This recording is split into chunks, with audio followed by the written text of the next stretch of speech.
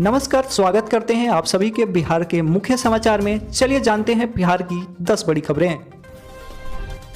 इस वक्त की सबसे बड़ी खबर निकल के आ रही है बिहार से कि बिहार में क्या लॉकडाउन 5 लगेगा या फिर नहीं। बिहार में कई तरह के छूट मिलने की आसार दिखाई दे रहे हैं।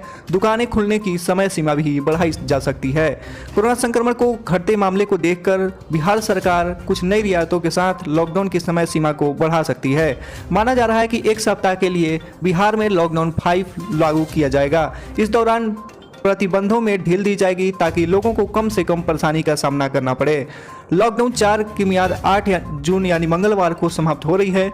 मंगलवार को ही आपदा प्रबंधन समूह की बैठक होने वाली है। इसके बाद प्रतिबंधों में ढील दी जाने को लेकर अंतिम निर्णय लिया जाएगा। डायबिटीज के मरीज क्या आम खा सकते हैं या फिर नहीं, इसे जानने के लिए इस खबर को बड़े ध्यान से देखिए। कई लोगों के मन में आम को लेकर कई तरह के सवाल तैरते रहते हैं। इन सवालों में सबसे अहम सवाल है कि क्या डायबिटीज के मरीज आम खा सकते हैं या फिर नहीं। आम एक ऐसा फल है जिसे देखते ही बस मन करता है कि जल्दी से खा लें, लेकिन जैसे ही आप जानते हैं कि मधुमेह रोगियों को मीठे फलों का सेवन करने में मना किया जाता है, लेकिन ऐसा इसलिए होता है क्योंकि फलों में मौजूद मीठापन उनकी सेहत के लिए हानिकारक हो सकता है। ऐसे में कई लोगों के मन में आम को लेकर कई तरह के सवाल तैरते रहते हैं। इन सवालों को सबसे अहम सवाल है कि क्या डायबिटीज पर्सन आम खा सकते हैं या फिर नहीं। फलों का राजा आम में खट्टा और मीठा दोनों होते हैं। इसके साथ ही इसका ग्लाइसेमिक इंडेक्स को देखा जाए तो आम में नेचुरल मिठास होती है। इसके साथ ही इसमें vitamin C, vitamin A, vitamin E, fibre, folate और कॉपर प्रचुर मात्रा में पाया जाता है। हेल्थ विशेषज्ञों की माने तो मधुमेह के रोगियों के लिए आम खाना सुरक्षित है। इसका सेवन करने से उनका ब्लड शुगर लेवल कम प्रभावित होता है। हालांकि ये बात भी सही है कि आम 90% कैलोरी होती है जो ब्लड शुगर को बढ़ा सकती है, लेकिन फाइबर और एंटीऑक्सीडेंट से युक्त होने के कारण ब्लड शुगर के असर को कम करने में सहायता होता है।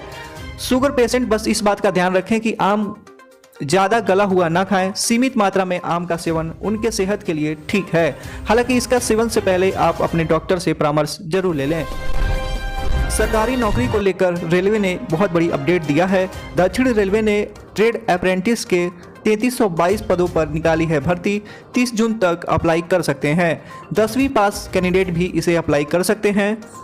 दक्षिण रेलवे ने ट्रेड अप्रेंटिस के पदों पर भर्ती के लिए नोटिफिकेशन जारी किया है। इस रिक्रूटमेंट ड्राइव के जरिए फिटर, वेल्डर, पेंटर समेत कुल 3322 पदों पर नियुक्ति की जाएंगी। इन पदों के लिए ऑनलाइन एप्लीकेशन प्रोसेस 30 जून तक रखा गया है। इच्छुक कैंडिडेट इन पदों के लिए www.asa.indianrailways.gov.in के जरिए अप्लाई कर सकते हैं। अब गूगल क्रोम के साथ ही 3 और सर्च इंजन इंट्रोड्यूस किया गया है, जैसे कि Google Chrome, Apple safari, Microsoft Edge और मोजिला फायरफॉक्स। गूगल क्रोम के साथ साथ अब 3 सर्च इंजन को मर्ज कर दिया गया है। इससे सर्च रिजल्ट ज़्यादा मिलेंगे। ब्राउज में एक्सटेंशन से यूजर की जानकारी सुरक्षित रहेगी। Google Chrome, Apple safari, Microsoft Edge और मोजिला फायरफॉक्स अब एक साथ काम करेंगे। ये टेक कंपनी हमेशा से एक दूसरे की कॉम्पिटिटर रही हैं। ये अब यूजर्स के एक्सपीरियंस को बेहतर करने के लिए एक साथ काम करने को तैयार है।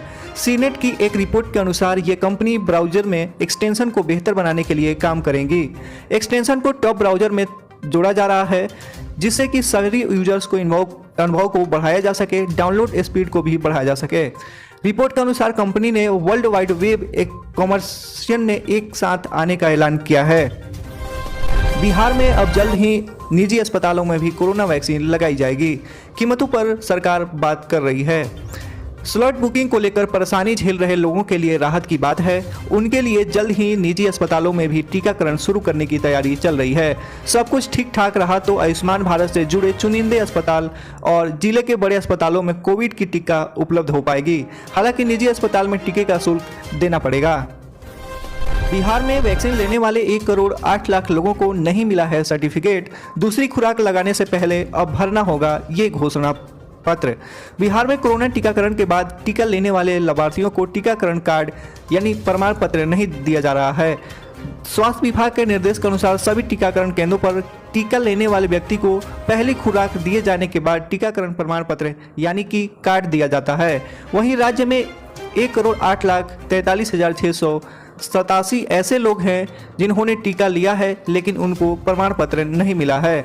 अब नए सिरे से पुनः टीकाकरण प्रमाण पत्र देने के निर्देश दिए गए हैं। साथ ही अब दूसरी खुराक लेने वाले लोगों को भी प्रमाण पत्र भरना होगा। एक बार फिर इस महीने महंगी हो सकती है डीजल और पेट्रोल।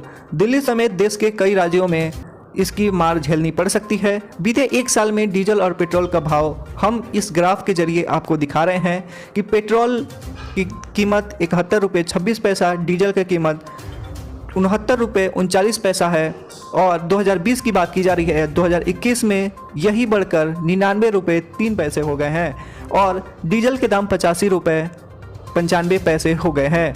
तो आप देख सकते हैं कि किस तरह से डीजल और पेट्रोल एक साल में उनकी कीमत में वृद्धि हुई है। दोस्तों, ये जानकारी आपको कैसा लगा आप हमें प्लीज़ कमेंट में बताइए और चैनल पे पहली बार हैं तो ज़रूर सब्सक्राइब करके हमें सपोर्ट करें और